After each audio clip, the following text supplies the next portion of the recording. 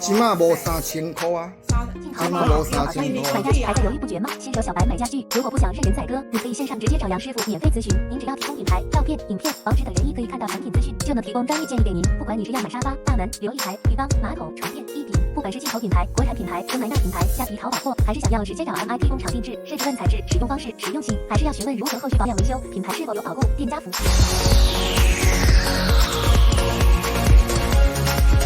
家具小白免费线上咨询，也能协助进口国产甚至工厂购买。私讯本专或 Line 找杨师傅。